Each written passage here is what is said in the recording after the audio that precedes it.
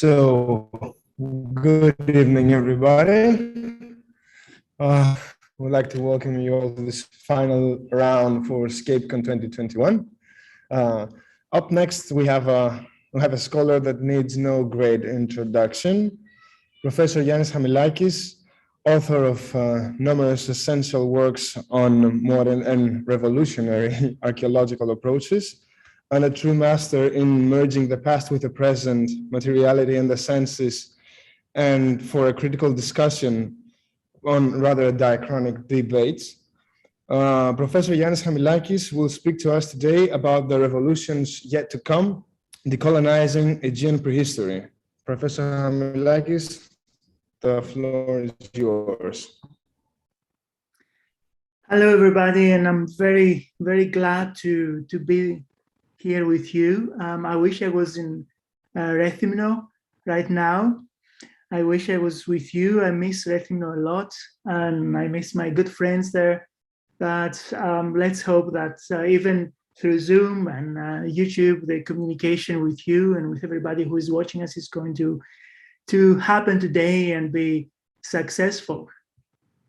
So before I start, I wanted to thank you very much for the kind invitation. As you know, it was a last-minute invite, but I couldn't not do it. I could not say no to you because of the links that connect me with the place, because of my history in relation to the University of Crete and to Rethymno and to my dear friends, colleagues, mentors and teachers at the university.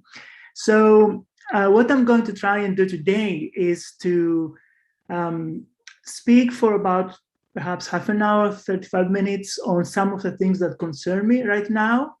And hopefully we'll have plenty of time for discussion. Now, let me just share my screen with you.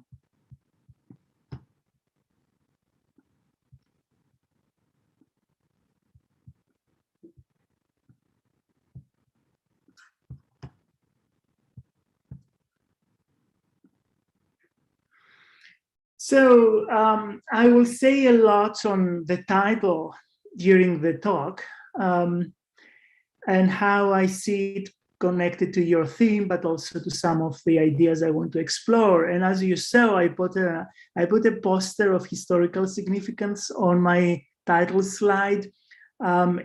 It comes from a different era. It's a 1965 poster that connects a well-known, even iconic artifact from the Bronze Age of Crete, the harvester's vase from Aegean Triada, with the battle at the time to get rid of the US military bases on the island of Crete, exoi vasis του θανάτου από την Κρήτη, it says there.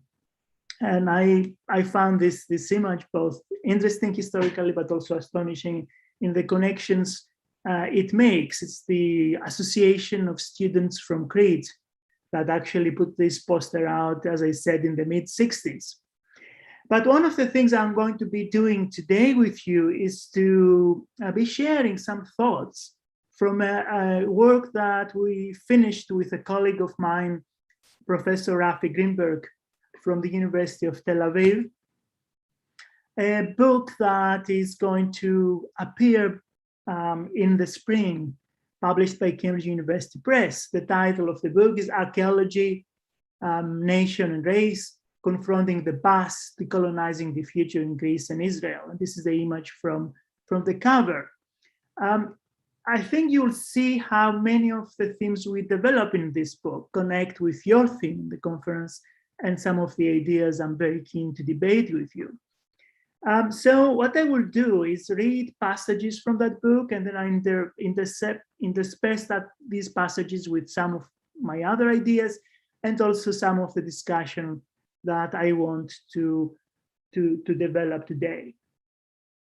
And if you don't mind, what I'll do is I'll read the first passage from the first chapter, the introductory chapter, where we, my co-author and myself, do a kind of we engage in an attempt to present our own positionality vis-a-vis the field. We talk about ourselves and our relationship to archaeology, and inevitably we also talk about our shaping as archaeologists. So I'm going to be talking about, starting with my time in Crete, in fact, my time at the University of Crete. And I'm saying that it was back in the Paleolithic era in 1983 when I started as a student at the University of Crete. So this is the passage. So I ended up in archaeology, which had lower entry requirements compared to literature by accident. I wanted to study literature at the time, but I decided to give it a serious go, especially in the later years of my undergraduate degree. At first, I found it difficult to see relevance of archaeology to my own kind of concerns. Archaeology then was, that is in the early and mid-80s, mostly classical archaeology. The rest was prehistory or Byzantine art, and therefore of much less relevance. And I know and I'm aware of course, we all know the attempts of our mentors and professors there and teachers to establish prehistoric archaeology at the university. We are told, however, in the introductory course of archaeology, that the founder of archaeology was Winkelmann, the iconic 18th century German Hellenist and art historian who, ironically, never set foot in Greece, but who established a framework for appreciating and studying ancient Greek art. This was, of course, based on biological, organic principles of birth, maturity, and decline, on geographical and environmental determinism, and on cultural hierarchies, a scheme still venerated by many scholars. There was no debate on the complex nature of his work, nor on its problematic facets. The permanent positions of archaeology had been, at the University of Crete, had been occupied mostly by classical archaeologists, trained mostly in the German tradition. At that time, I was already politicized, and I could not really see any direct relevance to what was happening in the world or what interests me as a political being. I was also disheartened by the lack of any explicit theoretical reflection or critique of the epistemology and politics of archaeology. It was only, or mostly in the last 2 years of my undergraduate studies, that I started seeing some connection, because it happened that I attended some broader, more theoretical courses, mostly to do with what we call prehistory, which are exploring other facets of human experience beyond conventional and formalistic art history, such as economy or society or social practices.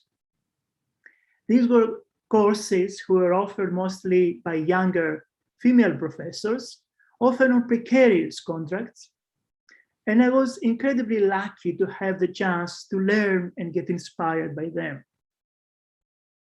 That's why I decided to give it a go, and then got seriously into it.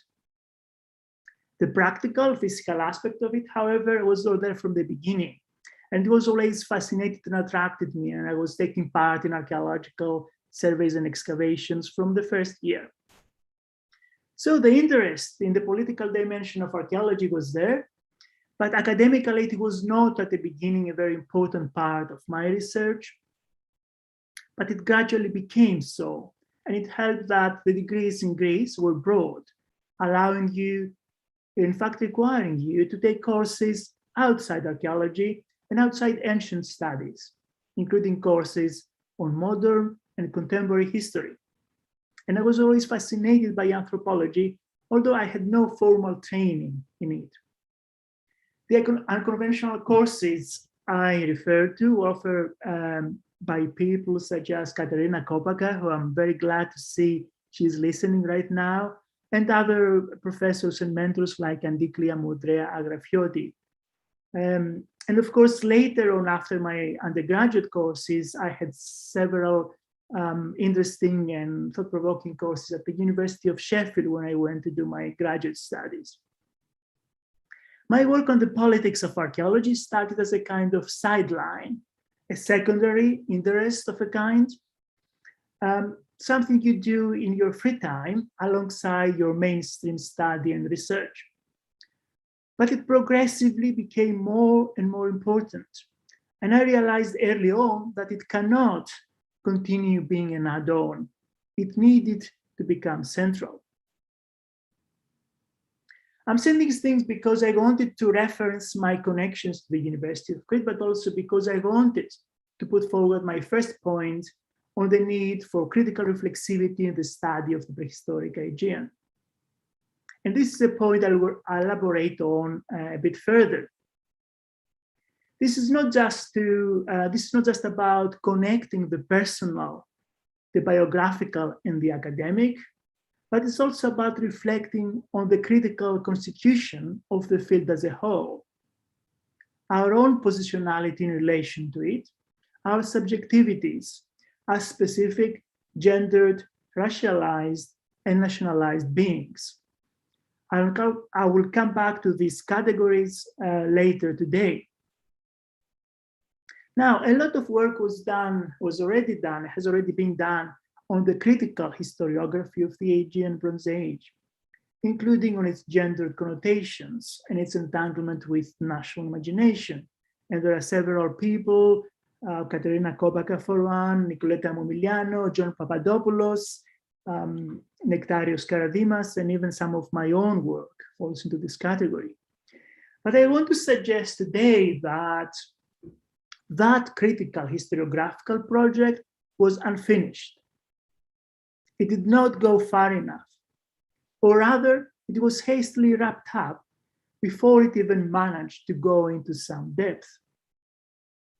I think we did collectively establish one thing, that the constitution of the field, especially the field known as Minoan archaeology, resulted in the Europeanization of the Bronze Age Cretan societies and their divorcing from their Eastern Mediterranean context.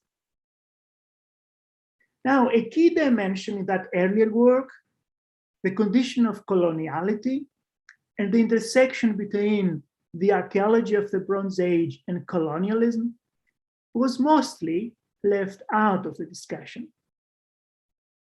I want to argue that a key matter for a renewed interest in the genealogy and critical history of our field is the constitution and the regime of white supremacy, upon which Western modernity, including the apparatus of modernist archaeology that we practice, was based.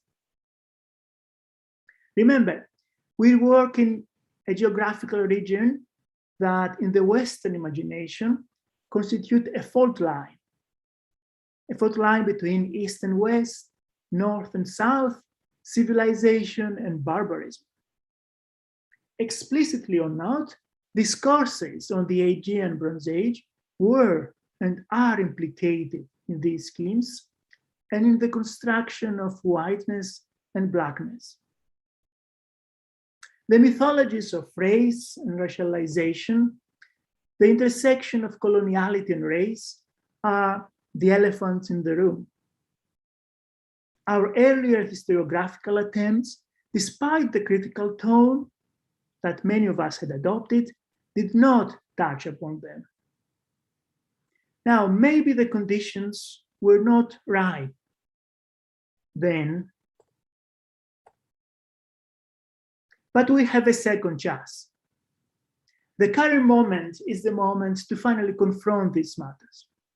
The global movements, including the Black Lives Movement, has offered us this opening, has enabled this second chance. And it is up to us now to grasp it.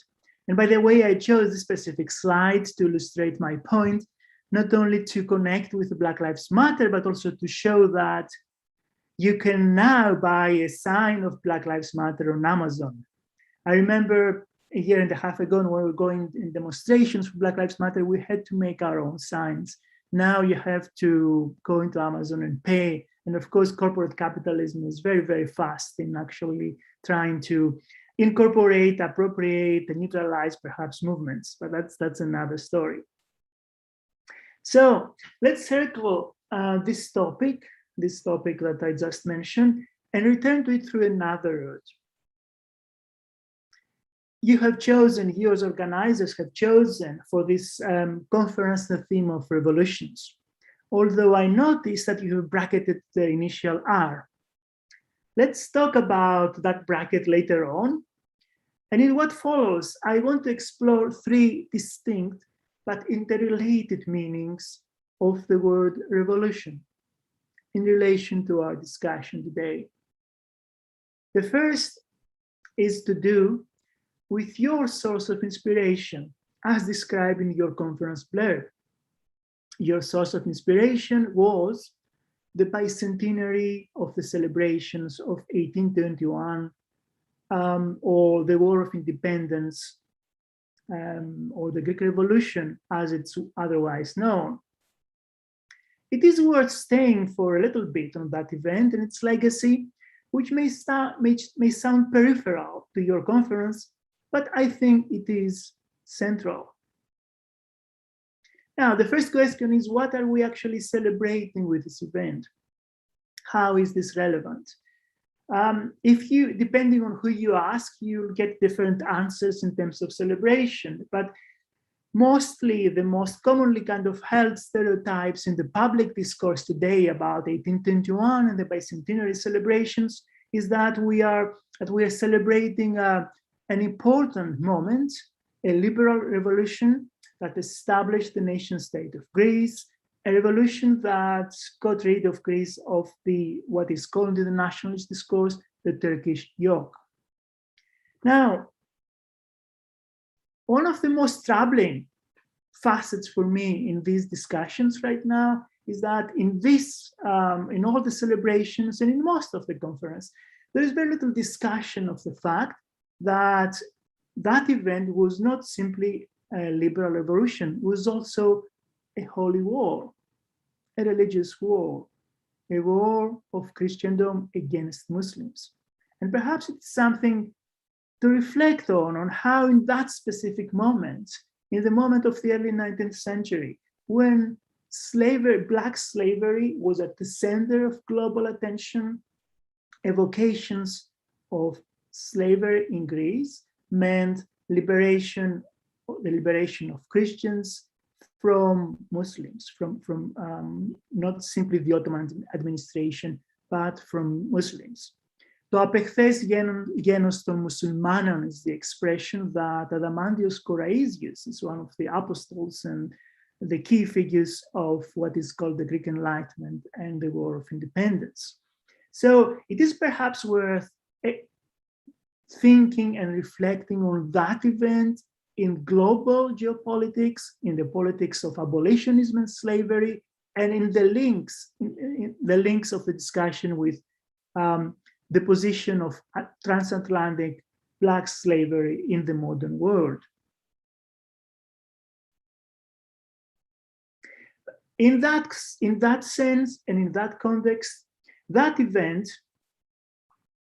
so before I get to that, I want to show you a few slides to make the point about the relevance in relation to the War of Independence. So this is from Adamantios Korais, just mentioned, one of his key pamphlets that propagated for the war, Salpisma Polemisterion. You can see the clear connection to archaeology, but you can see a clear connection to the divide between civilization, which is now waking, and barbarism and barbarity. And of course, the materiality of the past is central in the visual expression of that specific call for resurrection. In the global events of the 1821 and what followed, the notion of slavery, as I said, was central, but it was also an event that attracted many artists and others, many what we could call Philhellenists. In one of them is the sculptor who actually created this sculpture, Hiram Powers, a very important 19th century American sculptor who produced this work, which he called the Greek Slave. This became the most famous sculpture in the US, in America, in the 19th century. And it was clear, as you can see perhaps from the detail here on the upper right, that Not only was this person a Greek slave, not a Black African slave in the Americas, but also a Christian slave and a woman, and also a white person through the medium, of course, of marble. Now, this caused lots of reactions in various circles, especially amongst abolitionists, and they caricatured this specific work with this other caricature published in the Punch magazine Punch, and they called it the Virginian slave, in an attempt to make the point is how is it that we are using this specific concept right now in a moment when Black slavery is really the matter of the day. And of course, you can go into the French Orientalist painting, including the works of Delacroix, and see that very, very clear, not only gender, but also racial evocation of the work and the racial binary that he created through this painting, for example, Greece on the ruin of Missolonghi.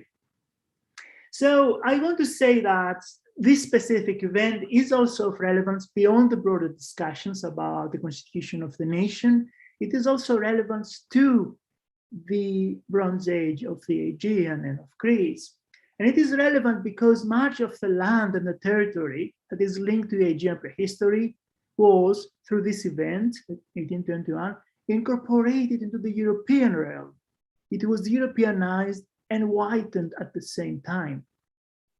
It is relevant also because this event contributed to the culture of the Bronze Age becoming part of the European legacy through classicism.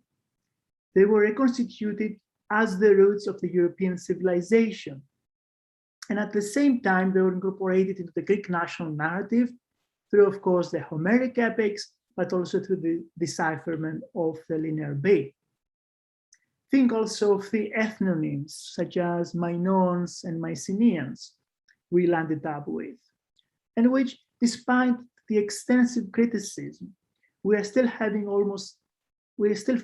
almost impossible to abandon. It is also relevant because this process, the 1821 moment and process, signaled the crypto-colonization of the country we now call Greece, and its constitution as a buffer zone between the Western core and the Orientals or the barbarians from the global South. And I evoke here the work of Michael Hertzfeld and his concept of crypto-colonialism. This buffering role is evident all the way to the present, as the country is being asked to stop the new waves of barbarians, the migrants and border crossers, before reaching the heart of Europe. It is an ideological crypto-colonization concerning the ontologies and the epistemologies of Western modernity, including Western Hellenism. But it is also material colonization in the shape of the structures, the institutes, and apparatuses of archaeology, including the foreign archaeological schools and missions in Greece. The crypto-colonized political entity, of course, had been engaging in its own colonizing projects in territories such as northern Greece or Anatolia, for example, with archaeology as one of its main weapons. The archaeology of the Bronze Age, its ontology and epistemology, were inevitably shaped by this process. Now, a second meaning of the term revolution, and here the organizer's bracketing of the initial R comes in, is the debate in the literature of Aegean prehistory between evolution and revolution. And I refer, of course, to the well-known, I hope to all of you, I'm sure to all of you, discussion about social development and progress in the Aegean Bronze Age. I refer to the impact, not of Darwinian evolution, but of social and cultural evolution. Cultural evolutionism of the late 19th century, and of course the neo-evolutionist ideas of the mid-20th century. The idea, in a sense, of the linear progression in the societies of prehistory from bands to tribes to chiefdoms to states. And as we know, many of the social formations we study in the Aegean have been described either as chiefdoms or states or segmentary states. It is a well-known discussion from many works, from starting with Arthur Evans and going all the way to Renfrew's Emergence of Civilization and to other people who are writing in the shadow of that work all the way to the present. And I recall from my postgraduate studies and later conferences in Aegean prehistory I went to in the 90s and early 2000s, when that discussion will still be there. And I sensed an anxiety expressed, especially by some colleagues of the previous generation, about the ideas of evolution versus the ideas of revolution. Now, in that evocation, in that pairing of the two terms of evolution and revolution, of course, what it is done is to prioritize the rate of change, whether we're dealing with something abrupt, revolutionary, or something gradual, evolutionary. But I sense then that the colleagues were reacting to the notions of revolution then, and were advocating still ideas of cultural evolutionism, were also expressing a fear against the transformative potential that the term revolution harbors and perhaps expresses. Now, I want to move to a third meaning of the term and the notion of revolution. And I want to refer to what is called science revolutions.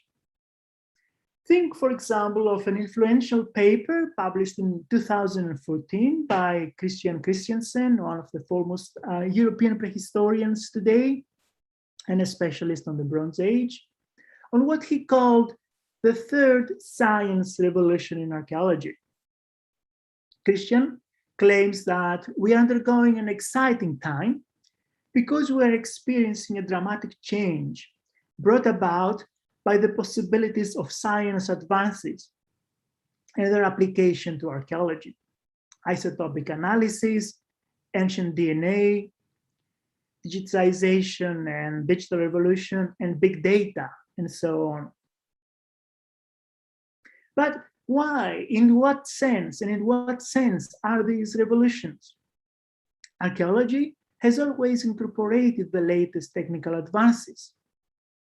After all, one of the first uses of the medium of photography, which was invented in 1839, was the recording of archaeological monuments and sites. And throughout its professional history, archaeology was quick to make the most of the latest technical advances, whether it was botanical or zoological methods of analysis or the invention of computers. I see nothing revolutionary thus here. On the contrary, I see huge problems in elevating the latest technical advance to the status of revolutionary changes.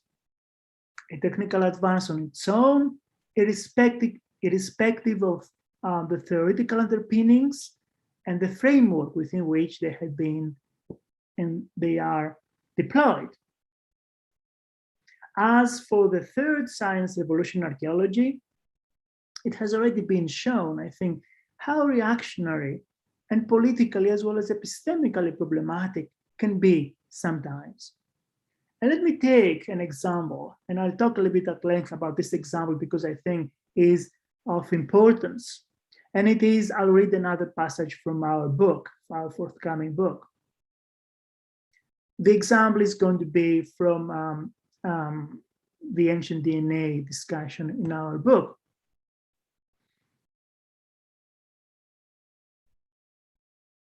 So it seems that archaeogenetics is at the moment one of the developments that are being touted as one of the most promising developments for archaeology and for the archaeology of the Bronze Age. So books such as the one by, as you can see it on the slide, David Reich, Who We Are and How We Got Here, set the tone in this discussion. Reich is the director of Harvard's Ancient DNA Lab, perhaps the most powerful center in archaeogenetics in the world right now, and one which has been heavily critiqued for its aggressive and expansive policies, or even extractive policies in sourcing archaeogenetics data. The title and the preface of the book alone give the game away. Our idea was, Reichert writes, to make DNA industrial, to build an American-style genomics factory. End the quotation. Your DNA will tell you who you are, this book claims, and will write your history, the history of humanity. You don't need to know details, nor our methods. They are too complicated anyway. This black boxing of the scientific analytical process adds to the mystified and authoritative status of science. It is this mystification which the anthropologist Stéphane Palmier has called racecraft.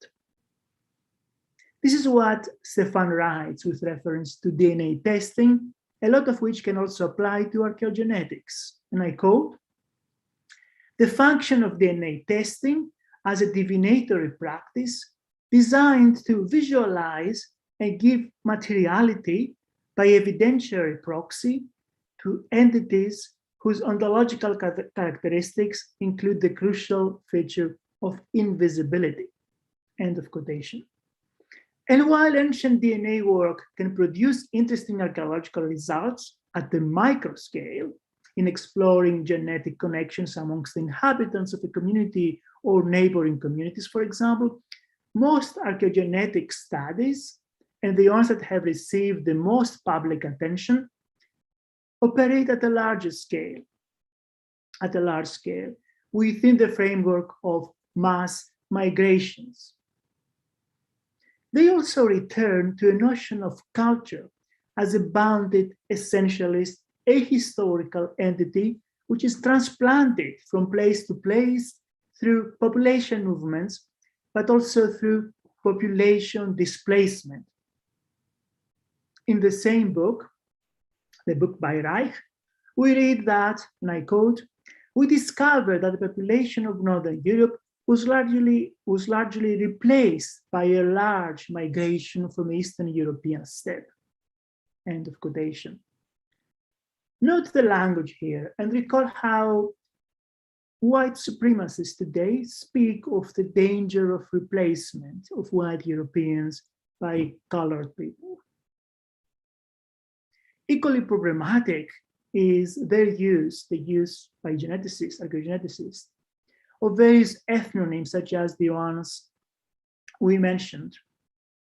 There is no understanding nor any acknowledgement of the rich anthropological discussion on ethnicity, and labels such as Minoans, Mycenaeans, or Phoenicians stand for discrete, ethnically homogeneous cultures, reminiscent of the cultural history approach of the 18th and 19th century.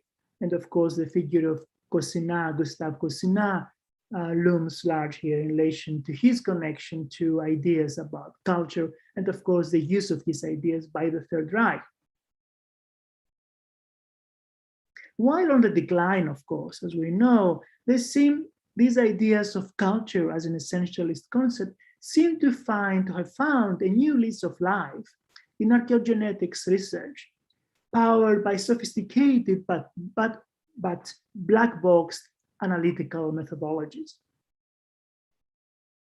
And while a lot can be said on the specific facets of these methodologies, from sample size to the naming of the social units that these samples represent, to the role of the archaeologists in these studies, who mostly the archaeologists operate as a supplier of samples, not as a contributor to the interpretation, the huge lacuna is to do with theoretical naivete, evident in most, not all, but in most of such studies. In addition to the points above, we should perhaps note two more. The lack of any reflection on kin, or the concept of kin and kinship, and human relationality, which, as the anthropologist Marshall Salins and others have shown, are mostly about the mutuality of being, not any genomic connection seen purely as a biological given. And the equally astonishing contempt for the abundant studies which have been actually shown that genes themselves are shaped by relationality and its histories.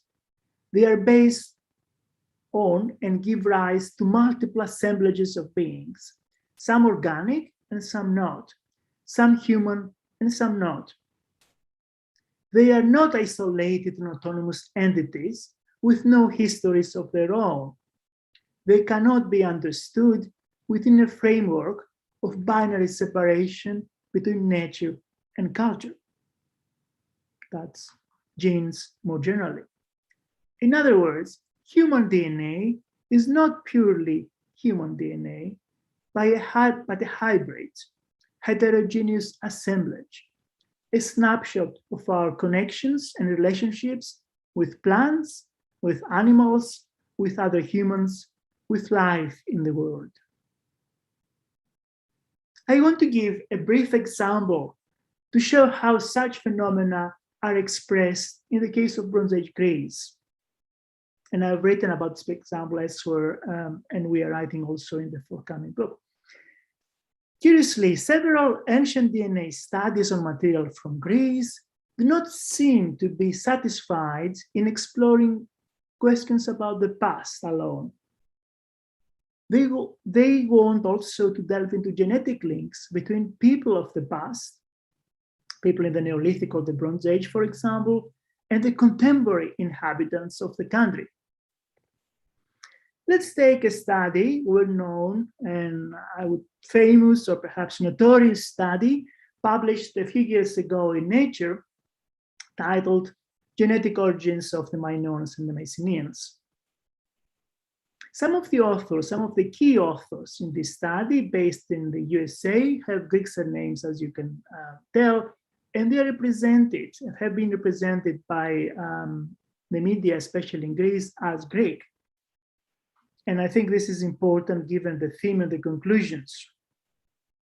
It is not so much the story, genetic or other, of the people of the Bronze Age that the pundits in the media were interested in, but the genetic proof of continuity between such people and contemporary Greece, between people called Minoans or Mycenaeans and contemporary Greeks. I want to zoom in for the moment to see how such study was used by the notorious neo-Nazi party and criminal organization called Golden Dawn. And as you know, the prime leaders of this organization are now imprisoned because of their criminal actions. So, as you can see, this study featured on the front page of the Golden Dawn website when it first came out. And it was the day when it was announced in the Greek press that this actually happened.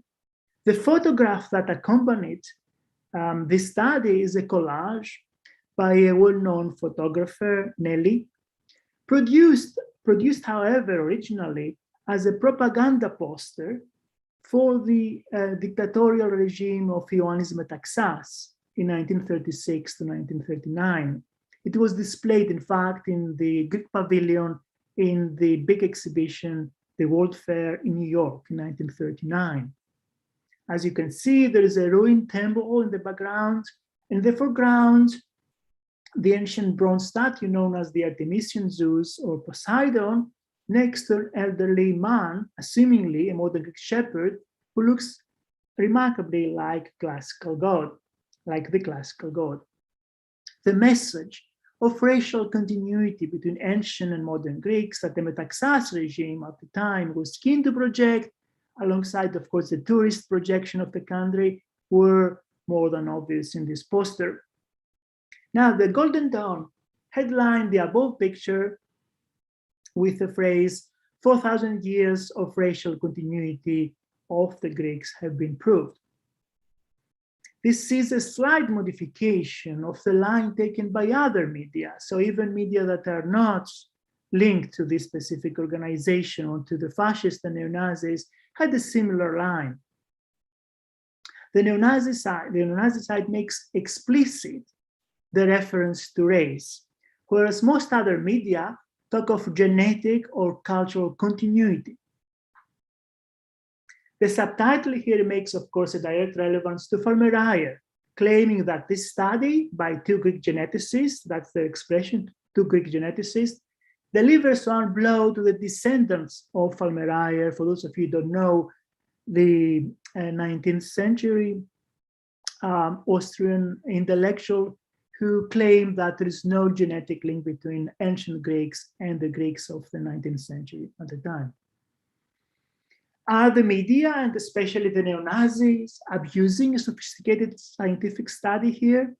Are these scientists to blame for how their work is used? These are legitimate questions to ask. Now, the scientific paper takes Minoans and Mycenaeans as truthful ethnic categories, representing coherent groups of people who identify themselves as such, whereas they are, in fact, as we know, archaeological constructs, the labels that is, originating in the late 19th and 20th century. And they were coined by the likes of Schliemann and Evans and their predecessors, a remnant, in fact, of the racialized archaeology known as cultural history, as we already mentioned. One of the questions the researchers set out to answer was, do the labels Minoan and Mycenaean correspond to genetically coherent populations, or do they obscure a more complex structure of the peoples who inhabited Crete and mainland Greece at this time? But despite this question, they've already answered it in the affirmative by their choice of categories, by the labels they have attached to their assembled skeletons. The researchers say that and I quote, generated genome-wide data from 19 ancient individuals, classed as Minoan or Mycenaean, depending on their dates and whether they come from Crete or mainland Greece. So leaving aside the context and the size of the sample here, it is their starting assumptions on ethnicity in the past as a bounded static whole, and their initial labeling of samples that made this into a study prone to racialization. It was that sampling strategy or naming or choice of categories that actually made the study prone to racialization and allowed for the readings that we saw, like the readings by the neo-fascists. Furthermore, beyond the Bronze Age, these scholars also wanted to answer the question of continuity, a question at the center of Greek national narrative and imagination. Hence, their decision to include in the analysis DNAs from 30 what we call modern Greek individuals, from mainland Greece, from Crete, even from Cyprus. Why was this important in a study of the Bronze Age? How were these modern individuals selected? And how was their Greekness proved? Who is modern Greek today? Is a modern Greek citizen born in Greece of Albanian or Nigerian parents, as is the most famous Greek today, the NBA player, Yannis? Are they modern Greek? Do they qualify for this study? Are they legitimate specimens for this specific study? Modern Greeks resemble the Mycenaeans, they conclude. They continue, but with more additional dilution, that's the word they use, dilution of the early Neolithic ancestry, end of quotation. The results of the study, and I quote, support the idea of continuity, but not isolation in the history of populations of the Aegean before and after the time of its earlier colonization, civilizations, end of quotation. But it is hardly surprising that a few modern individuals living in the Eastern Mediterranean should share genetic material with a few individuals who lived in the same region in the Bronze Age. It is a big jump, however, from that to the neo-Nazi fantasy of 4,000 years of racial continuity, which also assumed whiteness, both in the Bronze Age as well as in the present, So it's not just the media and the neo-Nazi agenda which is to blame here. They are, of course, to blame, and goes without question. But the study itself was founded on racialized grounds. And its research questions were inscribed primarily in a nationalist framework. While the neo-Nazi website alluded to physiognomy and craniometrics, well-known features of 19th century racial anthropology, the geneticists updated the toolkit, but did not depart from the ideological and conceptual framework of racial anthropology without referencing the term race itself. Such framework, which was implicit in their starting questions, in their narrative, in their labels, in their methods, was made explicit in a crude manner in the media examples we discussed. Now, after this mini exploration of the three readings and uses of the concept of revolution and their problems, I'll be coming towards the end of my presentation by referencing my title.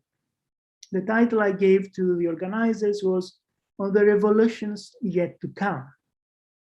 Now, personally, I'm ambivalent about the concept of revolution and its connotations in archaeology or otherwise. But one thing I'm certain about, and that's the need for radical change in both archaeology and society. Neither of the two have any future, in fact, literally, as we know, without such radical change. In that sense, I decided to give you my title on the revolutions yet to come and connect it with the need to decolonize the Bronze Age and Aegean prehistory more broadly. And I want to start my conclusion in some way by referencing this book, which I'm reading at the moment and which is also being discussed in the media in this country, in Europe, in many other parts of the world. And I think it relates to our discussion in many ways. It is written by the late anthropologist David Graeber, who sadly died last year, and the archaeologist UCL-based David Wengrow, specialist on Egypt and on the archaeology of the Eastern Mediterranean.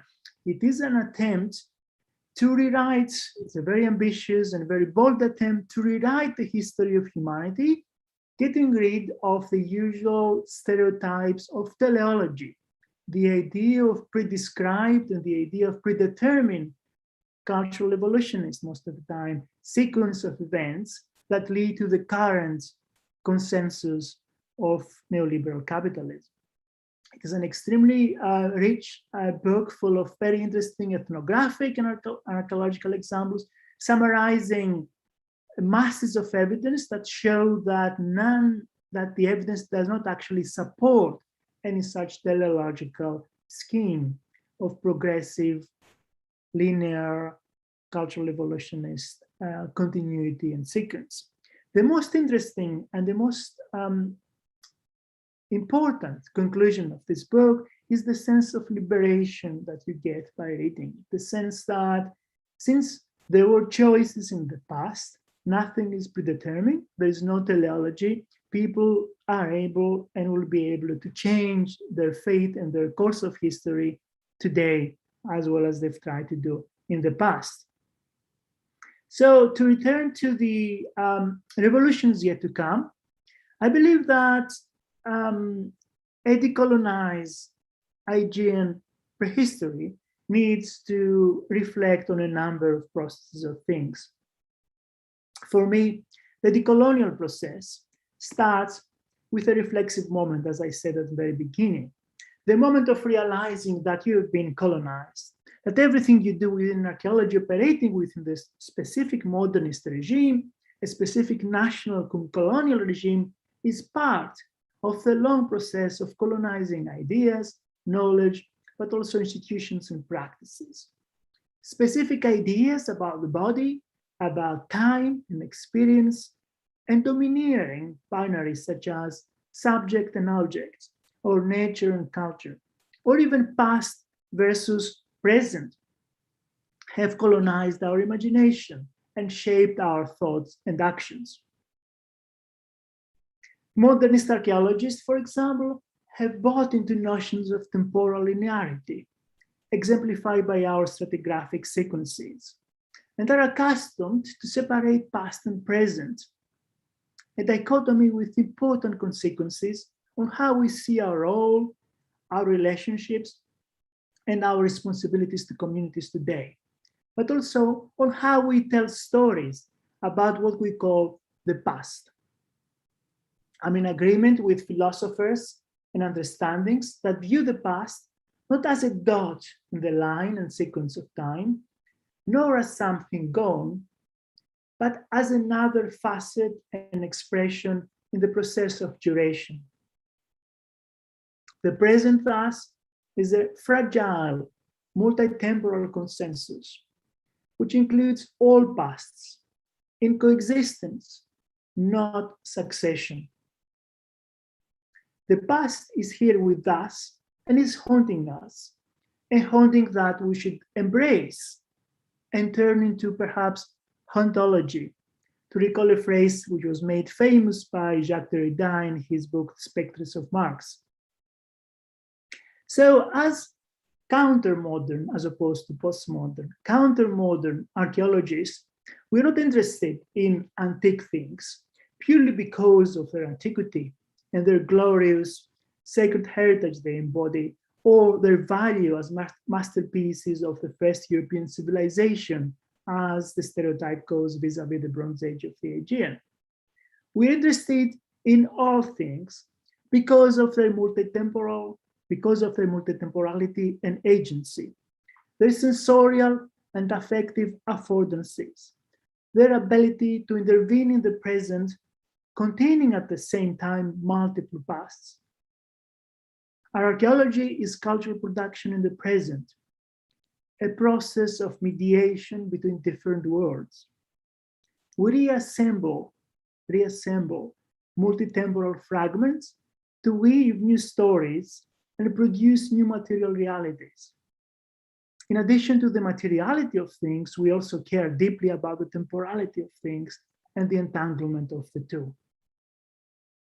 This process also calls for a historical anthropology of archaeology, both the modernist archaeology we practice, but also the alternative pre-modern archaeologies practiced by various groups and people prior to the establishment of the nation state.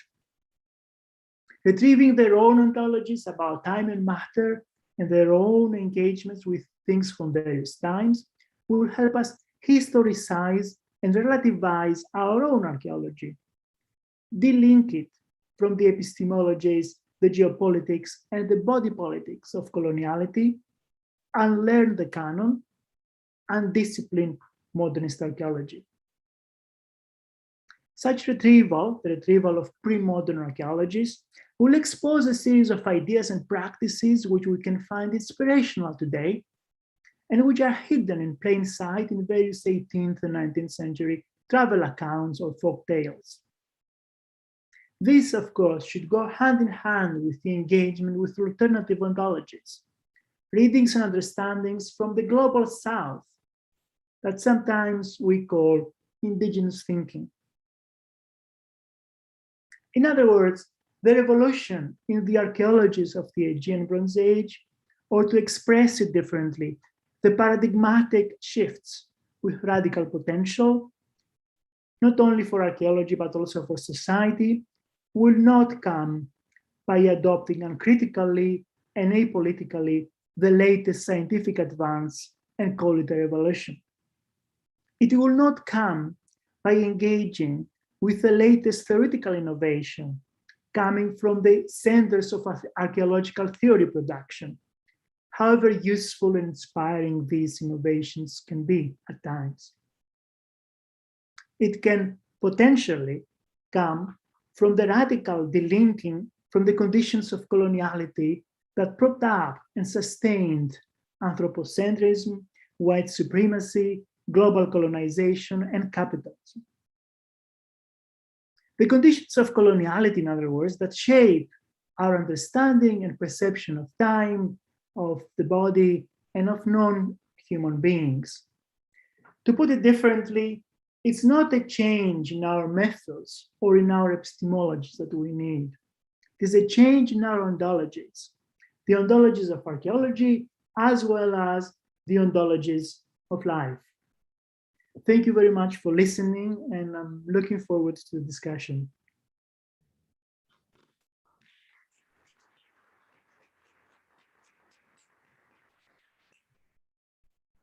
Thank you very much, Professor Hamilakis, for your announcement. I believe effectively bringing together all concepts of our conference. And I think that many of your points go well with the theoretic context we discussed previously on our roundtable about the whole theoretical context of a conference in Scapecon. A slight detail I failed to mention before is that Professor Hamilakis is apparently a graduate of our Department of History and Archaeology here in Crete, so it's a pleasure, joy, and honor to have him here with us. Now it's time for discussion and questions. This time we will try to have like vocal questions from the audience brought from Zoom. So please, whoever wants to have a question, raise your hands, right? And wait till we allow you to speak. And because we have to incorporate the in-person meeting here for the questions, we will have to turn off and down on the speakers. So just a little patience on that. Should I have press speaker here? Yes, you can press video. Okay. Sorry, here we are as well. All right. So please, questions. How can I see the participants here? Any questions from the audience?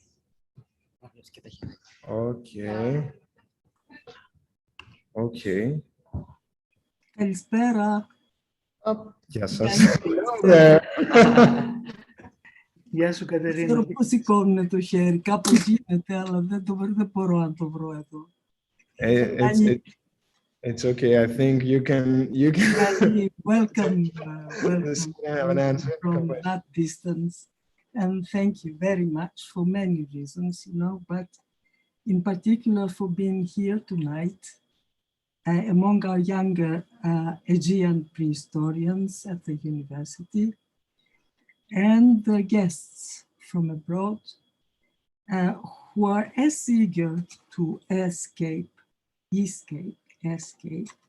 and revolt as your own generation was, I think, but in a more confused post something, I do not know how many post times now. This is not, this is just a remark. It's not an axiological, let's say, remark. It's not necessarily worse for research to occur in confused times. Sometimes it is, on the contrary, better, but it is different. It is, in fact, a blessing to have such rewarding students. And yes, a university makes its proper thinkers, and everyone and me, myself, are grateful to our universities for that.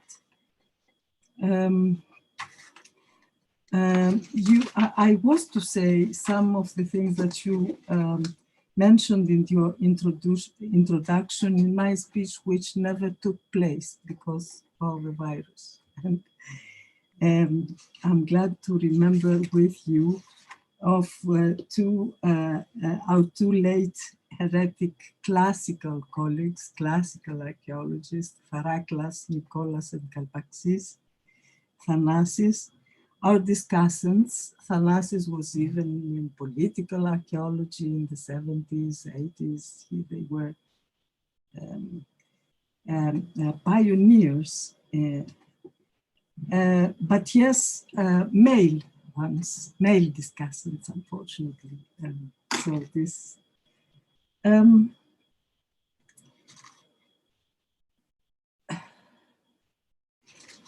you think that, I like your idea that it is a fact that archaeology has always adopted latest technical advances, and so in some way it is in a way revolutionary.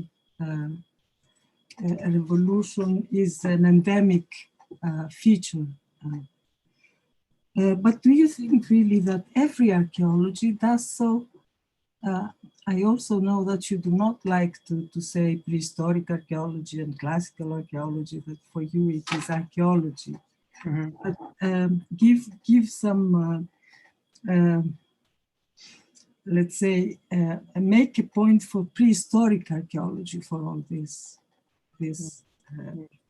front and pioneering, let's say, ideas.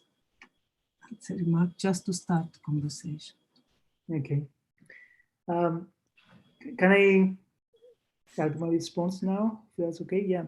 Yes. So first of all, I'm so glad to see you, Katerina. And as I said, I wish I was there with you. As I mentioned at the very beginning, I owe a lot to you and to your teaching, and you know how much you have supported me in my beginning of studies. So I'm very grateful, and I will ever be. You already knew Levi-Strauss by yourself, not because of us. It was also, I think, an omission on my part not to make a reference to our other teachers who passed recently, who we lost recently, Nicholas Faraklas and Thanasis Kalpaxis. And I think, Katerina, you're absolutely right that within the confines of classical archaeology, they were doing amazing things at the time. They were doing amazing things not only in showing us the connection, let's say in the case of Thanasis, of archaeology and politics. He was the first in Greece to write books called Archaeologia και Πολιτική and get them published by Greek University Press. And of course, Nicholas was also one of the very few classical archaeologists who would be so widely read and bring us into touch with different ideas and concepts in many different disciplines beyond archaeology, in geography, landscape studies, use of space, art in the broader sense, not in the formalistic art history sense. So yes, I think it is important to remember them and mention them, that in addition to the orthodoxy that said that archaeology is only Winkelmann and art history in the very formalistic sense, there were also other voices, and I think you're absolutely right. In terms of science advances and prehistory, my point is not to, I didn't want to propagate the rejection, of course, of science advances. As you know, I myself have a master's of science. I did zooarchaeology in my beginning, and I do still collaborate with colleagues who do what we call hard science methods and techniques. It's not the point to reject them, of course, but to embrace them in a critical manner and understand their underpinnings, understand the theoretical assumptions they make, and understand the political and other uses that sometimes that kind of knowledge is put to, especially when it does adopt what I call the black boxing principle, that you give me data and I will give you results. In other words, without allowing us, but also the public and other communities, to understand what happens from the moment you send the sample to the moment you get a result, and how these results are being written, how they've been interpreted, how they've been presented to the public. And I show you an example where that can go drastically and tragically wrong and allow all sorts of different interpretations to be forward on the table. Now, in terms of prehistory and mainstream archaeology, you're right, I don't particularly like the term prehistory because I think it creates an artificial division in human experience and history. But I take your point, Katerina, that in specific context, it was prehistorians, we call prehistorians, who embraced at the beginning a number of innovations, a number of advances in scientific methods or in theoretical and anthropological studies. So classical archaeology more generally came in late in adopting these ideas, often adopting anthropological perspective compared to prehistoric archaeologists. That is true, and that needs to be acknowledged within the context of history of archaeology. So thank you for reminding us of that. Thank you.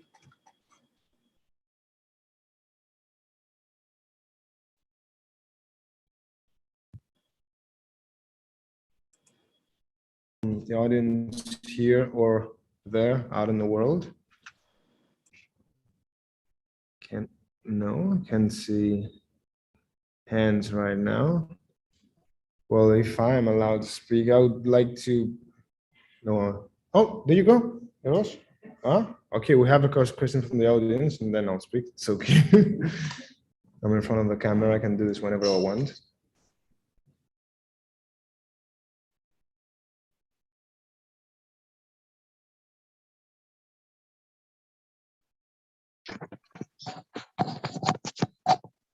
Hello, Mr. Hamilakis. Thank you for your presentation and your presence here. I would like to. Did you hear me? I can hear you very well. Okay. So I would like to make a question that do you think that could the phenomenology contribute to a revolution of archaeology?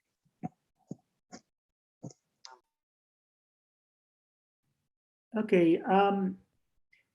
I try to say towards the end that theoretical advances in archaeology, if they stay at the level of epistemology, that is on how we do archaeology, are bound to be limited because they do not question not just the method, but also the constitution of archaeology itself, of what is archaeology, what is the meaning of that practice, and how does it relate to other entities in both in scholarship and in life. So I would say that the same would apply to phenomenology. Now, in relation to phenomenology, I may want to say one or two more words. The one is that phenomenology is a very broad theoretical field. It does not constitute a unified and a singular method or idea of doing archaeology. There are strands of phenomenology, as you know, and as we know, there is the Heideggerian phenomenology. There is the phenomenology of Merleau-Ponty, which is another strand of phenomenology, and I would prefer it if I was to choose between the two, because it's more explicitly historical and political at the same time. Now, in the beginning of the application of phenomenology in archaeology, let's say in the writings and the work of people like Chris Tilly, the British prehistorian, you could see both the potential and you could see the problems as well. You could see the potential in terms of understanding human experience in the landscape and trying to understand the connection between the body, the human body, and the surroundings, and use the human body in a kind of as a tool to understand the stimuli of the landscape. But you could also see the problems in that application. And the problems were to do, as I tried to do in my book on the archaeology and the senses, was to do with how phenomenologists like Tilly saw the practice and the application as the work of a solitary archaeologist wandering in the landscape and recording sensorial stimuli and recording the experience. So in that application, there were certain omissions, one of which was the sociality of the practice of archaeology, and the fact that when we try to reconstruct processes of the past, we need to work on that scale of the group experience, the social experience, and not the individual experience. Another problem with that application was its lack of historicity and duration. In other words, the idea that mnemonic traces and social memory are fundamental in the experience of a specific landscape or a specific monument. In other words, when we see a place or a thing, we recall at the same time all previous sensorial experiences. Every perception of the landscape or a monument or a site is full of memories. That's a lesson we learn from a number of theoreticians in continental philosophy, including from Henry Bergson and his book, Matter and Memory. So I could see how phenomenology could be useful. At the same time, I opted in my own proposal in archaeological theory and my book on the senses, not for phenomenology itself, but for a sensorial archaeology, it takes into account the collective nature of experience, the multisensorial nature of experience, and the role of memory as key in that process of understanding the world. So just a very brief, there's a lot to be said about this, but I try to summarize the main points.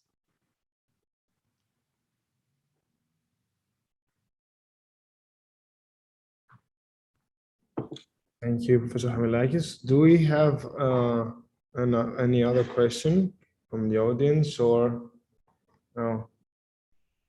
No? Okay. Well, first, is there? No. I got it? Okay, I got it. Well, thank you very much, Professor Hamilakis. Personally, this lecture was exactly what I was hoping for. It has been very rewarding for us. I would like to have a comment, to hear more about how would you consider the position of the archaeologist in our current times of radical change? As a political being and as a role, to be honest. I hope we could have just a few more minutes for just a small talk about this before we go on because time is really short and pressing us right now, but I would really like to have one more final comment for that before you go. Thank you. I don't feel very comfortable in giving advice to people in what to do in their own lives, in their own archaeology. What I do is to speak about what I do and what I consider worth doing and appropriate to do. So I think I will speak on how I respond to that question myself from my own life, and then everybody can draw their own conclusions or decide for themselves on what is the best to do. So I think I tried to say in the talk that given the moment, and given the moment of emergency, let's be honest about ourselves. There is an emergency right now in the world. There's an emergency that we know it's been expressed in terms of climate emergency. It's an emergency in terms of the collapse of forms of social organization. The virus is another emergency that exposed so many inequalities in the world and disparities in the world. And of course, the other issue that I work on, which I didn't talk a lot about, is the people on the move, the idea of global migration, especially from the global south to the north. That is a fundamental and defining feature of our moment right now. I called our moment a new nomadic age in the book I edited, to send that signal that that's another feature that defines our own moment right now. So these moments of urgency require different solutions and radically drastic solutions. One way that I'm trying to do in my own life is to, as I said, see no separation between what I do in, let's say, my study of the Neolithic or the Bronze Age and what I do in my study of the present, and engage in the present. So I started a project in 2016 that was a new project for me, but was based on what I was doing until then on nation states, on ethnography, and on other matters. And that was a project to record materially and understand the dimensions, the material and sensorial dimensions of border crossing in the Aegean in Greece. I've been working on Lesbos since 2016, recording as an archaeologist, as somebody who pays detailed attention to materiality, to things, to artifacts, to objects, to landscapes. In understanding that process of border crossing and migration, and talking, of course, to border crossers or people on the move, trying to engage with them, and not in a traditional research project, not as subjects, but as collaborators in an attempt to intervene in one of the key facets of our experience today in the world. It was, and it is a project of activism as well as scholarship. There are things that can be learned about migration and about the world, doing that kind of archaeological study of migration camps, of remnants left on beaches, of facilities and apparatuses built at the border, as the border becomes such a key focal point in all sorts of different clashes. And as I said, Greece is overall an entry point from the global south to global north, and a fault line between east and west. So in that project of activism and archaeology at the same time, I try to bring together some of my ideas about the collapse of the dichotomy between past and present, the collapse of the dichotomy between materiality of prehistory, let's say, and the contemporary moment, and also my other ideas about nationhood and nation states and how nations are produced and constructed materially. And the border, as we know, is a key apparatus for the idea of the nation. And especially since a border like like Lesbos, like the Greek-Turkish border on Lesbos, is not just the border of the nation state of Greece, but also the border of the European Union and the border of the global north vis-a-vis the global south. So there is so much that somebody who adopts such a stance like this can do at that specific place in the specific moment. It allows us to give a different meaning to that experience of migration, have a better, thorough understanding of it, but at the same time also intervene in the sense of an activism, in the sense of critical solidarity towards people who attempt to cross that border unofficially without papers. So that was one example of how the skills we learn and the skills we actually have acquired through our training in archaeology can be put to different uses today. There are many other ways, of course. I'm not advocating this as the only way to intervene in the present.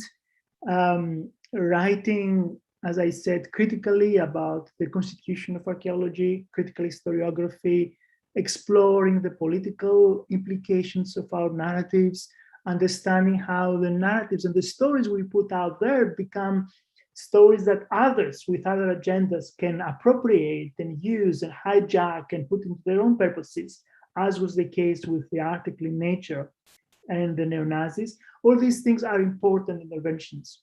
So different people can choose their own methods and means, but taking a stance and being active in the world today, I think is crucial. Thank you very much for your answer. So if we have no further questions, have we? I guess we don't. Thank you very much once again, Professor Hamilakis. And now we can pass from the revelations yet to come to a short announcement about the Scapecon yet to come and pass the floor to Therese. Therese? Yes, I'm here. Thank you. Let me just share my screen as a start. Okay, do you see something? Is the screen shared? Yes, yes. Okay, great. Thank you very much. So, good afternoon, good evening, everyone. On behalf of the 2022 Scapecon Organizing Committee, made up of Diana Wolf, Evgenia Tsafou, Roxane Dubois, Louis Dutet, and myself, we would like to invite you to the next Scapecon conference. So this event is going to take place in about a year from now, in November 2022. We will keep you posted, of course, when we know the exact dates. But what we know for sure is that for this 5th edition, after Heidelberg, Groningen, Poznan, and Racino, we'd like to take you now to Belgium at the heart of Europe. So this event is going to be hosted by the Université Catholique de Louvain, the UC Louvain, a place we know pretty well at the 2022 organizing committee, since we are all PhD students there. And for this new event, we kind of took a small revolution in the title we've chosen, which is the following: No Escapes from Bits and Pieces Towards an Archaeology of Fragmentation in the Aegean Bronze Age. So this fifth edition will be devoted to discussing the complex phenomenon of fragmentation, applied more specifically to three main topics. So the first one, fragmentation and people. In this session, we would like to focus on the human beings, not only as physical entities, but also we'd like to have a closer look at the representation, not only of real, but also of imagined figures. And this session will also be the opportunity to examine further the social stratification and fragmentation of past Aegean societies. Secondly, fragmentation and material culture. So in this session, we would like to discuss the complex practices of both unintentional and intentional fragmentation applied to artifacts, but also to architectural features. And we also would like to put the emphasis on the fragmentation of the chaîne opératoire and craft organization. And finally, fragmentation and data. So in this session, we would like to welcome papers that are interested in providing insight at the way we produce knowledge in our field, in archaeology. And we also would like to explore the way the fragmented archaeological evidence, whether it be movable or immovable, is being displayed. But a more detailed call for abstracts and precise submission guidelines will be provided very soon. So please stay with us, stay tuned. Visit us on our website, which is already online. You can also follow us on our social media pages, and please don't hesitate contacting us at our email address scapecon2022@gmail.com. So I also finally like to take this opportunity maybe also to warmly thank the 2021 organizing committee for giving us the opportunity to present at the next event. And we also would like to congratulate them for the great work they did. We hope to keep the standards as high for next year, and hopefully see you next year in Louvain. Thank you very much. Thank you, Therese, and once again, a big thank you to Yannis Hamilakis for his interesting and inspiring, I think, announcement. Next, we will proceed for the conclusion of this conference to Artemis Karnava, sum up what we heard the last 3 days before the party begins.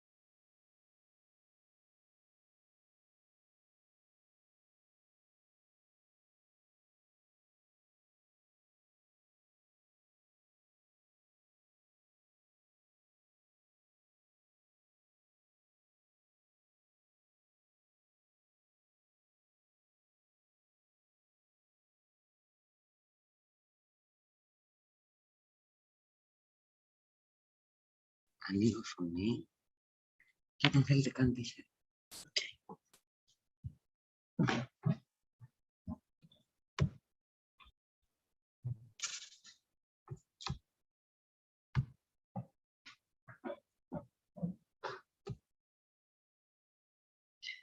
Και το full screen.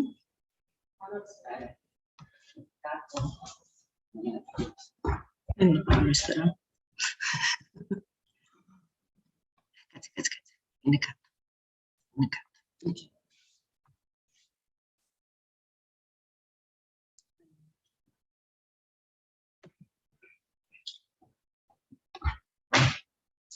It's okay. So, ladies and gentlemen, the last one in line, I won't keep you very long. Thank you all very much for coming and for participating. To all of you out there who are who so patiently listen to us from the comfort of your homes. On behalf of the Joint Organizing and Scientific Committee and my colleagues Katerina Kopaka and Nena Galanidou, we would like to thank the university, first of all, for supporting this event. At the short notice, I would say, short notice is a phrase I would use very, very often. To our defense, I think the main problem was COVID, the pandemic. Until the very last minute, we couldn't really tell whether the event would be held online, whether in-person presence would be possible. To tell you the truth, I was pessimistic myself and I didn't think we would make it. So the organizing committee was more optimistic, and this is, you know, it's a generational difference probably. So they were right and I was wrong, and I'm very happy for this because we enjoyed one of the first in-person events of the season. And I'm afraid the talk in the corridors was about the forthcoming lockdown. So we're very happy to have caught on this event before we're locked in again, if it so happens, which we all wish that it won't. So we would like to thank the university and our rector, Professor Kodakis, who rushed in to fund this event and help us in a meaningful way. We would like to thank the municipality of Rethymnon for offering this room, which gave us so much trouble with the transmission, but it was a great and generous gift, and it gave us the opportunity to be in the center of Rethymnon, right next to all the right places, drinking places and so on. So as far as the conference, the revolution thing, I think I would urge you, my conclusion from the whole thing was that I would beg you not to organize any more hybrid or online conferences if that's possible. I understand that due to the hybrid nature of this conference, it was very easy for a lot of people to join us, even Yannis Hamilakis from the States. And we had a participant from Melbourne in Australia. This is wonderful. At the same time, I think everybody realizes that nothing can replace human contact, you know, the real thing. And I think that some of the most interesting discussions, of course, actually took place after the talks and while we had our drinks and food and everything. And this sometimes is the most meaningful thing that a computer cannot replicate. We cannot do that. So if we're lucky, we will be back to a certain normality of this sort, and we will be able to keep on meeting in the future. So it's the Aegean Bronze Age that brought us here. And this time I saw in some of the papers, and I was very glad to see that we used the true meaning of the word Aegean. We expanded to the other side as well. So we got to listen a little bit about Anatolia, which is not very common in our conferences. And this was great. And I noticed that some of the papers, they took into account what happens in the Eastern Mediterranean. So they tried to put developments and what is happening in the so-called Aegean Bronze Age in a broader context. And this is great because I think we need to engage in meaningful discussions and conversation with archaeologists from different parts of the Mediterranean. If possible, we can look also to the West in the future, but so far we seem to be limited in our own little field. So the title that was chosen, the theme that was chosen were revolutions. And it was very fitting. It was because this year, amongst other things, other disasters, we celebrated 200 years of the Declaration of Independence that resulted in the creation of the modern Greek state eventually. It was also an abnormal year, we have to say this, due to the pandemic. And a lot of people's research was either delayed or held back or halted altogether due to the pandemic constraints. And we're slowly gaining our pace again. For us, it's been 3 weeks since we started our semester. And I have to tell you, maybe you experienced this yourself in your universities or in your institutions. It's a very strange feeling of getting back in the classroom and seeing people in person, of course, masked people and hopefully vaccinated people. But it is a funny feeling. But I have to say it's wonderful. So nothing can replicate that. Nothing can replace that. But it is a normal revolutionary year. We're going through, it's obvious, I think, maybe in that respect, the title of the conference is very fitting. We're going through a transitional period. And I always thought that transitional periods are very, very good to examine and study. As an archaeologist or as an historian, they're not fun to go through. It's not a nice period to go through. Some stability would be nice for a change, but there you have it. We're going through our own personal revolutions. So I'm a statistics. I like statistics. I do this in a conference. So here you gave me the opportunity to do it as well. So I'm always interested in the matter of who is talking, who are the people talking, where they come from, a little bit an anthropology of us archaeologists. We need to look at ourselves, and it's very important who does the talking for all of us. So I counted 9 male participants and 5 female, which is not a good ratio in my view. Maybe some would disagree, but I think this ratio, of course, the participants of this conference are not representative. Maybe they're not representative of the whole field, but they're representative of this particular conference. So they demonstrate the point that the further up we go, the further up we climb the research ladder, the fewer women we meet. So this is not, I mean, the Department of History of Archaeology in Crete is a case in point. We're an exception that confirms the rule. I'm the latest hire in a long line of female teaching staff. So maybe in the future, someone will find the line of continuity with my known Crete and matriarchy, if there ever was such a thing. There's definitely a matrilinear line of succession in prehistoric archaeology at the University of Crete. So things are not looking very positive, but it could be a false image. I hope it is, and I do hope to see more women being engaged. Of course, I know there are more people conducting PhDs, so it's not a lost cause. So where are people coming from? Who studies the Aegean Bronze Age? And who took the trouble of signing up for the conference and coming all the way here? So we have different countries, fewer nationalities, but people nowadays, we're mobile. We travel to various places. So we have 4 different nationalities of participants: Australians, Greeks, Italians, and our Polish contingency, of course.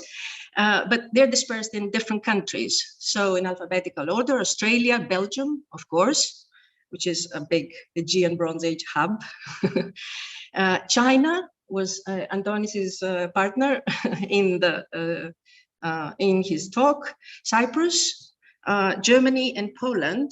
It's the countries where people did their research, conducted their PhDs, or are still there. So it's an interesting international mix. Aegean Bronze Age has always demonstrated that. There's a vivid interest. Usually prehistoric archaeology, Greek prehistoric archaeology, is attached to classics departments, but this is also rapidly changing. The language thing, I think it's over. We're all doomed to speak and write in English. And it is, at times, it can be a true curse because most of us are not native English speakers. And it's a real struggle to be in a position to be forced to think, write, and produce meaningful research in a language which is not one's own. So, but this is the situation, and we confirmed that everybody used English. We all use English. We do our best with this language, and this is the language that seems it will be used in the future. So, what were the topics that this conference that were discussed here? Most of the talks, as I understand, were derivations from people's PhD research, but some of them are further research that people engage in. So there's a lot of interest in Minoan archaeology, of course, 7 participants, Mycenaean, and some thematic studies, so pottery and stone tools, some horizontal examination of material. It is a fact that other areas of Greek archaeology are underrepresented. There are more, of course, there's more research done in other parts of Greece, but it's always been like this, and this conference confirms this image that Minoan and Mycenaean archaeology are the most popular, so time periods and to be investigated. And of course, there were talks about habitation, about funerary archaeology, metallurgy, a little bit on sensorial experiences. And then the same topics came up in talks about the Mycenaean period and a pleasant surprise about the Anatolian interface, the Western Anatolia coast, where Mycenaeans met with the neighboring Hittites. So this was the whole, the general topics that were touched upon. What did I see in terms of focus, and what are the tendencies that I detected through the talks? And I was very free because the organizers spared me the agony of a talk. So I was free to take notes all the time, and it was very pleasant, I assure you. So most of the talks depended on material with a hands-on approach and the study of the original unpublished material, which is very encouraging. It's actually the best way to make sure that excavation material will get published. Give it as a PhD topic, because eventually most PhDs finish, unlike some of the publications. So theory or theoretical approaches were not high on the agenda, I think. And here, Yannis Hamilakis, whom I would also like to thank, I think filled in this blank most appropriately tonight, and touched upon a number of issues that arise from our study of Greek prehistory. A lot of these topics, of course, torment us in this country to this day, but there's a broader context of this discussion. And as we were talking with our American friend yesterday, it is important what happens in the States, because it seems to be automatically translated these days. Whatever happens there affects us as well, unfortunately, most unfortunately these days. So Minoan archaeology is big on theory. We like it. There's a lot of theory. We like anthropology. We like all this kind of thing. Mycenaean archaeology, not so much. It's not. It's caught up more in a historical and maybe I would say classical tradition. And it is the weight of the Homeric tradition that sort of drags it back, if we think that the lack of theory is a backward tendency. But Mycenaean archaeology seems to be catching on. We haven't seen yet the great theoretic minds of Mycenaean archaeology, but maybe we'll see something in the future. So now in terms of what material was being examined, of course, habitation patterns are always interesting. We heard from Marina Velegraki. She used a case study at Gypsades in Knossos, of course, a very important site. And that was an excavation that became a PhD, and the results were presented here, part of the results, of course. And Piotr Zeman dealt with habitation patterns and the broader town planning. He took into account a broader image of Mycenaean sites in the Argolid to discuss about post-palatial habitation patterns and the more general pictures. Both these papers, and this happened in most of the papers, of course, they focused on one set of material. It was either architecture or something that was more fundamental, but they took into account the broader picture. They tried to combine different sets of evidence in order to produce their results, which is always welcome. In funerary evidence, we had a paper that was very heavy on anthropology. We had a paper that deals with osteopathology, ancient bones, and bone manipulation was its topic. And we had tomb architecture discussed as well. But all these approaches, again, they focused on one aspect of these finds, but they discussed the broader picture. So these approaches, along with some, the talks in metallurgy, for instance, this is, like Yannis said before, science is entering our field, has entered for many years, very in a dynamic fashion. And it is very fortunate that now the people who are conducting scientific research in archaeology are not lab technicians, because this used to be the case. We used to give the bones away to a technician or someone who could identify them, and then we would just wait for the report to be attached as an appendix at the end of our report, of our book. And that was most unfortunate. There was no meaningful and constructive dialogue there. But now the people who do the scientific research come from our ranks. They have the formation, they can deal with this material. So there is a dialogue that has begun there. And these lab reports, so to say, they enter the conversation as rightful correspondence. They become part of our material, not as annexes, but as chapters in our study.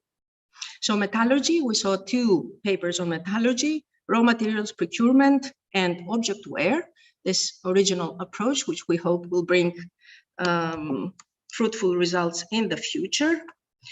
Exceptionally, 1 paper on religion and ritual sensorial experiences based on cave material. Religion seems to be popular, but a difficult topic, so we only had 1 paper on that. And there were 2 papers on the what I would call a more historical narrative. So Kourkoulakos was able to use also historical sources. We are in prehistory, but he deals with an area of the Aegean that also refers directly to written sources, Hittite texts. So he was able to combine archaeological evidence with the historical, the written texts, which always makes for an interesting narrative. And the last studies that we heard during the conference were the studies on various archaeological materials, broader studies on pottery, on kilns and ovens, and on stone tools, which are also interesting to listen to. They also start out based on a specific site or a specific material, but they use parallels from a broader region, so they make up for interesting synthesis on their own. And with this note, I think we learned a lot during this conference. Thank you very much all for coming. What is there left to say? Good night. We are going for dinner and drinks, and you can all turn your computer now at home. Thank you very much.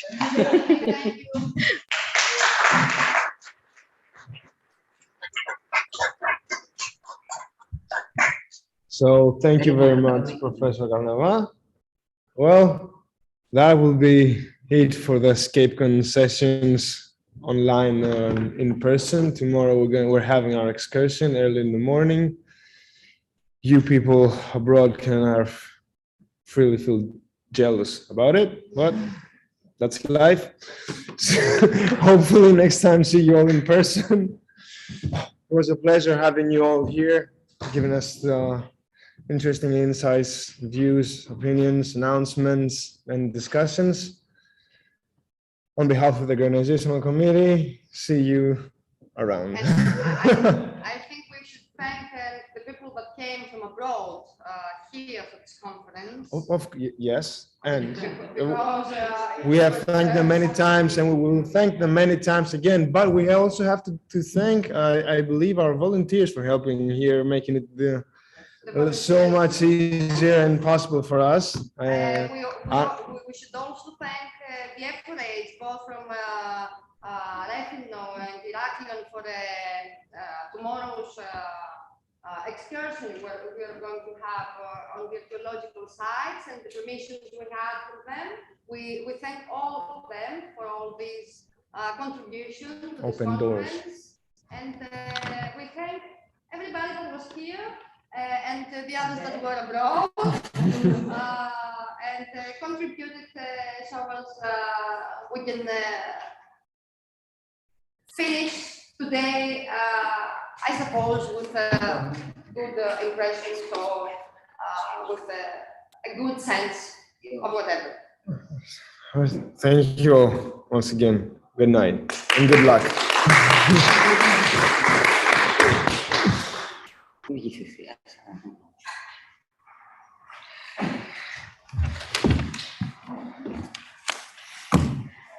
Well, that was easy. The conference is not over. We have tomorrow. We have an excursion. Είμαι κι εγώ εδώ. Δεν τα πήγα Έχω χάσει το τα. πρόγραμμά μου. Μια Τζάτα. χαρά. Δεν σας ακούμε. Λέω, δεν τα. Γιατί δεν μ' ακούτε? Το μικρόφωνο. Ξανά, και εγώ ξανά. Λέω, τα πήγατε περίφημα. Εντάξει. Ευχαριστούμε. Πάει κι αυτό. A rite of passage. Ακόμα ένα διαβατήριο, μια διαβατήρια τελετή, Αντώνη. Έπρεπε να συστηθείτε στο Χαμιλάκι, δεν σας ξέρει. Έπρεπε να συστήσει τα κορίτσια δηλαδή, γιατί εσύ συνομιλείς μαζί του. Αλλά ήταν πολύ καλός, δεν ήταν? Και τον ευχαριστούμε πολύ. Νομίζω ήταν πραγματικά ό,τι έπρεπε, δηλαδή ό,τι ελπίζαμε. Ό,τι έπρεπε, πραγματικά. Εντάξει, παιδιά, καλό βράδυ. Γεια σας. Τα λέμε αύριο.